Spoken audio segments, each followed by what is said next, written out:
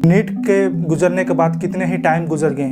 परीक्षा का तनाव छात्रों पर रहता है और उसके बाद जिस तरह से कुछ एक दुर्भाग्यपूर्ण जान जाने के मामले सामने आते हैं। परिजनों से हमारी बातचीत हो चुकी है, उनका कहना है कि नीट का एग्जाम वो क्लियर नहीं कर पा रही थी और वो तनाव में थी। बट क्या कोई पॉलिटिकल पॉइंट है एनटीए या नीट के अंदर? पिछले ही महीने एग्जाम हो जाने के कुछ दिन बाद पटना पुलिस ने 13 लोगों को पेपर लीक करने के जुर्म में अरेस्ट किया था। ये लोग 30 से 50 लाख रुपए चार्ज कर रहे थे हर एक। गुजरात में पूरा का पूरा रैकेट बस्ट किया गया।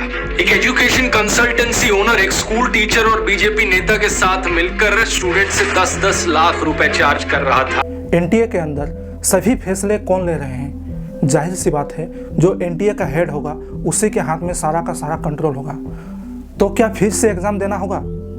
सबको नहीं बोल रहा है, जिनको ग्रेस मार्क्स मिला है उन सबको। उन्हीं बच्चों को ग्रेस मिला था और उन्हीं को री एग्जाम की अपॉर्चुनिटी मिल रही है जो माननीय हाईकोर्ट पहुंचे थे एग्जाम के बाद कि उनका समय का नुकसान हुआ है। बहुत सारा बच्चा माननीय हाईकोर्ट नहीं गया क्योंकि, और 18 साल के बच्चे को नहीं पता है कि मुझे पेपर लिखने के बाद अब हाईकोर्ट जाना होता है। पेपर लीक का जो मुद्दा है वो ओपन है, उस पर सुनवाई होती रहेगी। ग्रेस मार्क्स एनटीए के तरफ से 1563 स्टूडेंट्स को मिला है। ये है क्या आपका सोल्यूशन? ये सोल्यूशन नहीं है। इसका मतलब इतने सारे क्लिप्स, मार्कशीट, सेंटर, एक ही सेंटर से इतने सारे टॉपर्स, सब जानते हुए भी मुंह बंद कर रहे हैं आप। मैं विद्यार्थियों को मुख्यतः और अभिभावकों को आश्वस्त करना चाहूंगा, भारत सरकार और उसकी इंस्ट्रूमेंट एनटीए कमिटेड है बच्चों को ट्रांसपेरेंट तरीका से अपनी संतुष्टि से न्याय देने के लिए। इस बार 24 लाख बच्चे सक्सेसफुली एग्जामिनेशन भी दिए हैं। पेपर लीक का मामला आया है सर। कोई पेपर लीक नहीं, बिहार में अरेस्ट हुआ है, दिल्ली में भी अरेस्ट हुआ है, पेपर लीक दिल्ली में भी अरेस्ट हुआ है। मैं आपको विनम्रता से कहूँ, पेपर लीक की कोई घटना की कोई पुख्ता प्रमाण नहीं है। क्या गारंटी है कि फिर से चीटिंग नहीं होगी? टेलीग्राम चैट्स, इतने सारे एविडेंस, क्या इन्वेस्टिगेशंस होगी? अगर इन्वेस्टिगेशन होगी भी तो कितना वक्त लगेगा? तब तक क्या स्टूडेंट्स 24 लाख करेंगे क्या? बच्चों ने जो नीट की जो परीक्षा दी है, उनके भविष्य के साथ जो खिलवाड़ आज इस परीक्षा के द्वारा हुआ है, उस पर एक जांच होनी चाहिए, सीबीआई की जांच होनी चाहिए। सीबीआई की इस जांच पर आज शिक्षा मंत्री प्रधान जी चुप, इस विषय को छू ही नहीं रहे, इस पे चर्चा करना चाहते ही नहीं, भाग रहे हैं। और जिस एजेंसी के नेतृत्व में यह पूरा स्कैंडल हुआ, उसी को जांच करने की जिम्मेवारी दे दी। जिस एनटीए के नेतृत्व में यह पूरा का पूरा स्कैम हुआ, पेपर लीक हुआ, आप उसी को बोल रहे हो कि आप इंक्वायरी करें। तो यह किस प्रकार का ठोस कदम हुआ? मैं भी अपना ओपिनियन इसमें रख रहा हूँ। एनटीए को नीट छोड़ देना चाहिए। मैं पॉलिटिकल इसलिए बोल रहा हूँ क्योंकि पॉलिटिकल यह बनता जा रहा है। इतना बड़ा, मतलब इतने बड़े लेवल के एग्जाम में लीक हो जाना, पेपर आधे घंटे पहले बाहर आ गया, वो पेपर मेरे हाथ में भी था 4:30 बजे। मैंने उस पेपर को इग्नोर किया कि यार ये सच में पेपर नहीं हो सकता, और जब 5:30 बजे पेपर आप लोग लेकर आए और मैच किया, वो बिल्कुल सेम पेपर निकला। वी अगेन इग्नोर्ड कि चलो एक सेंटर में हो गया होगा। बट आज के सोशल मीडिया के जमाने में हम कितनी चीजों को नजरअंदाज करें, कितनी चीजों को सुप्रीम इग्नोर कोर्ट करें। कहने के बाद आगे और कुछ विषय रहती नहीं है। आदरणीय जज ने सारा पक्ष को लिया है। देखो, विपक्ष के पास कोई मुद्दा है नहीं। चुनाव में हार के बाद उनके मन में एक इधर उधर की मुद्दा की तलाश में है। वो ईवीएम के पीछे कभी पड़े थे, कभी और कुछ लोगों को काम पे लगाए थे। ये भी ऐसा उनको लग रहा था कि एक मुद्दा मिल जाएगा, लेकिन जब आज परामर्श और रिकमेंडेशन कोई भी दे, फाइनली जजमेंट तो सुप्रीम कोर्ट ने ही तो दिया। देखो, पेपर लीक की हमारे पास कोई जानकारी नहीं है। मैंने उस रीट पिटीशन को अनुध्यान कराया, कोई भी एक भी जगह पे प्रमाण नहीं है। एक एलिगेशन है, पेपर लीक हुआ है, कहां प्रमाण हुआ है?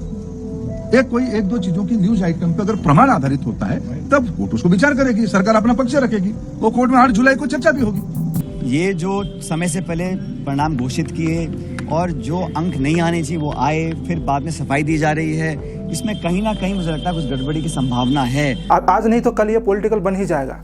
एक तरफ अलग सर इन्वेस्टिगेशन की तरफ से अपना पहला कदम रख चुके हैं, वे सभी स्टूडेंट्स से मार्कशीट के बारे में जानकारी ले रहे हैं। नीट 2024 के सभी बच्चों को मेरा नमस्कार। अगर आप पंजाब, हरियाणा, छत्तीसगढ़ और दिल्ली इन स्टेट के बाहर से हो, इन स्टेट के बाहर से हो और आपके OMR के नंबर और रिजल्ट के नंबर मैच नहीं कर रहे हैं, अगर आपको लग रहा है आपको कोई ग्रेस नंबर मिले हैं, तो आप हमें इस ईमेल आईडी पे neetjustice2024@gmail.com पे अपनी OMR की कॉपी, अपना स्कोर कार्ड या रिजल्ट और अपने OMR एंड रिजल्ट का जो नंबर आ रहा है हमें ईमेल कर दो। आपकी प्राइवेसी का हम पूरा ध्यान रखेंगे। हम सिर्फ ये देखना चाहते हैं कि क्या दिल्ली, पंजाब, छत्तीसगढ़ और हरियाणा के बाहर भी ग्रेस नंबर मिले हैं, तो इस ईमेल आईडी पे आपको ये सारी चीजें ईमेल करनी है। जो काम सुप्रीम कोर्ट को करना चाहिए था, सारी इन्वेस्टिगेशन करना चाहिए था, वो एक इंडिविजुअल आदमी करने के लिए तैयार है। इतने सारे एविडेंस हम देंगे कि एक हिस्ट्री बन जाएगा। बहुत सारे न्यूज़ चैनल्स सिंपैथी दिखा रहे हैं कि हम लोग एनालाइज कर रहे हैं किसको किसका प्रॉब्लम है, ये सारे। मैं भी अपना ओपिनियन दे रहा हूँ। जब सुबोध कुमार सिंह ने पहली बार कमेटी बिठाने की बात की थी, प्रेस कॉन्फ्रेंस किया था, जिसमें जिन स्टूडेंट्स को प्रॉब्लम है उनका सॉल्यूशन उस कमेटी में किया जाएगा, ऐसा उनका बोलना था। लेकिन ठीक है, स्टूडेंट्स को प्रेस कॉन्फ्रेंस पसंद नहीं आया। ज़्यादा उम्मीद थी प्रेस कॉन्फ्रेंस से कि कुछ अच्छी बातें आएंगी निकलकर, मन को सांत्वना होगी। लेकिन आपने कितने अच्छे तरीके से मैथमेटिक्स लगाकर एवरेज निकाल करके इस बात को जस्टिफाई किया कि सब कुछ ठीक है। 1563 बच्चों का हमने वो किया, तो इनके जो मार्क्स रिवाइज होके भी कई बच्चों के मार्क्स जैसे नेगेटिव में थे तो नेगेटिव से नेगेटिव में ही रहे, -20 रहे, और कुछ बच्चों के मतलब टॉपर साइड में आ गए। और इनका जो 1563 का है उसमें से 790 बच्चे क्वालिफाई किए। 790 बच्चे मतलब उनका जो परसेंटेज है 50.54% है। जबकि जो टोटल जो 23,33,000 बच्चे अपेयर हुए थे उसमें से 13,16,000 बच्चे क्वालिफाई किए, उनका परसेंटेज 56% है। तो कहने का मतलब जो जिनको कंपनसेशन किया गया है उससे ओवरऑल क्वालिफाइंग क्राइटेरिया में या किसी में फ़र्क नहीं पड़ा। और जो इनका एवरेज भी है, जो बिफोर कंपनसेशन 164 नंबर का था और आफ्टर कंपनसेशन 192 नंबर का था। और जो टोटल 23 लाख लोग हैं उनका जो एवरेज मार्क्स है वो 217 है।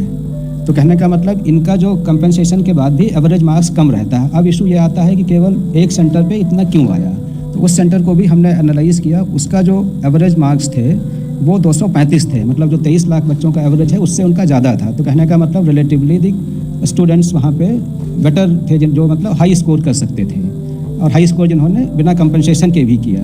आप कहते हैं कि केवल इशू 1600 बच्चों को है, यार ऐसा नहीं है, कितने सारे न्यूज़ हैं, आप सब चीजों को कंसिडर तो करो। बहुत सारी इरेगुलरिटीज देखने के लिए मिल रही है हमारा जो रिजल्ट है उसमें, एंड इस कहीं काफी हद तक ये समझ आ रहा है कि जो एग्जाम है दैट वाज अनफेयर। उसके बाद पॉइंट में एकदम क्लियरली मेंशन किया गया that the paper was leaked in many locations. ये सही है कि पेपर लीक हुआ था काफी जगहों पर, ने एक्नॉलेज करने से, उसको मानने से, एक्सेप्ट करने से पूरी तरह से डिनाई कर दिया है। एंड कह रहे हैं कि उन्होंने ना, जबकि उन्हें ऐसा करना चाहिए था कि यार एक प्रॉपर गवर्निंग बॉडी, एक रिलायबल सेंट्रल एजेंसी को उसका इन्वेस्टिगेशन करना चाहिए था जैसे कि CBI, but they did not do that. और उन्होंने अचानक से जो है रिजल्ट को रिलीज कर डाला।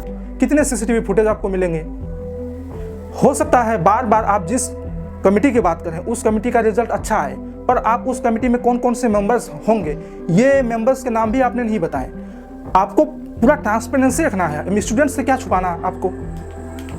NTA का चेयरमैन तो है नहीं आप कि सारा रिस्पॉन्सिबिलिटी आप पर नहीं है, चेयरमैन पर है। चेयरमैन पर कहीं ना कहीं आपसे ज़्यादा रिस्पॉन्सिबल होता।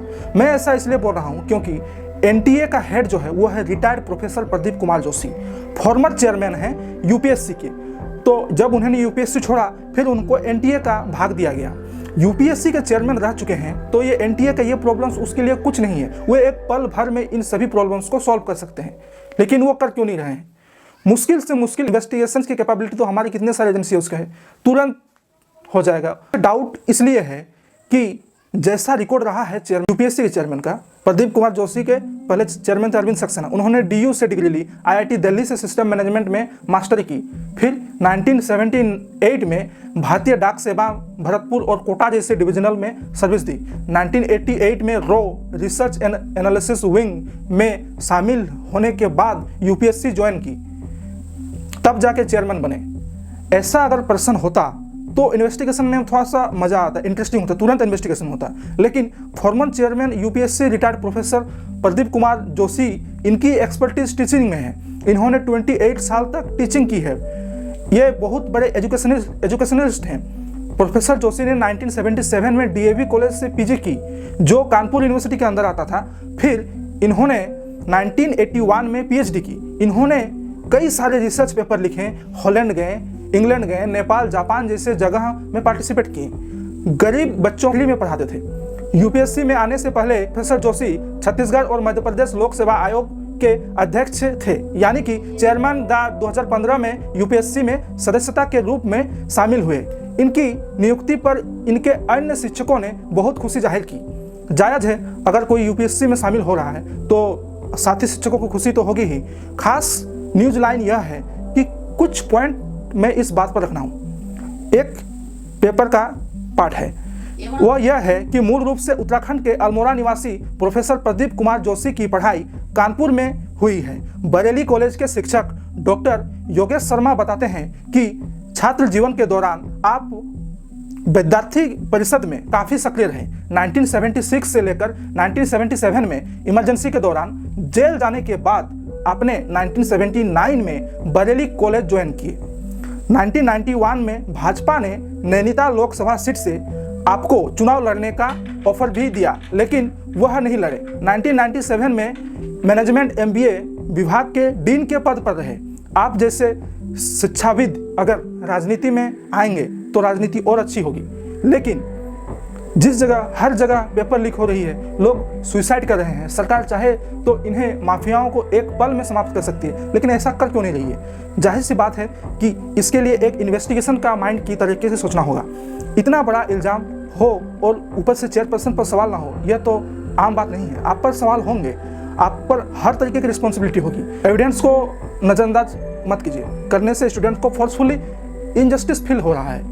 यही मौका है, सुप्रीम कोर्ट से पहले आप सामने आइए, प्रेस कॉन्फ्रेंस में बोलिए, आप खुद बोलिए, चेयरपर्सन है आप एनटीए के, कि हम लोग जो स्टूडेंट के हित में होगा उस फैसले को करेंगे। एविडेंस का पहाड़ बन जाएगा अगर चाहेंगे आप सीसीटीवी फुटेज को पब्लिक कर दीजिए और देखिए कितने सारे एविडेंस आपको सीसीटीवी फुटेज से मिल जाएंगे। तो मेरा रिक्वेस्ट है सर, आप इस फील्ड में आइए। बच्चों को इनने ग्रेस मार्क्स अगर सिर्फ 1500 बच्चों के साथ ये ग्रेस मार्क्स होता तो जिस बच्चे की पिछली बार 20,000 रैंक आई थी उसकी रैंक 80,000 पर नहीं जाती। एनटीए सरासर झूठ कह रहा है। ये दलालों के साथ मिलकर एनटीए के ऑफिशियल्स ने धांधली की है। और मैं आपको बताता हूं, 1-2 दिन में कोई ना कोई बड़ा चैनल स्टिंग करेगा। 35 लाख रुपए से लेकर 60 लाख रुपए लिए जाते हैं। बच्चे को बोला जाता है आप ओएमआर शीट खाली छोड़ के आइए। इसमें बच्चे ने 20 क्वेश्चन भरे, ओएमआर शीट जमा हो जाती है, एनटीए के ऑफिशियल्स के पास आंसर की होती है, वो पूरा इसको रोल अप करते हैं और ये ओरिजिनल जो है वो स्कैन होकर डॉक्यूमेंटेड जाती है और हम बाद में नहीं पकड़ सकते। अगर एनटीए इसमें इन्वॉल्व नहीं है तो ये फ्रॉजरी हो ही नहीं सकती।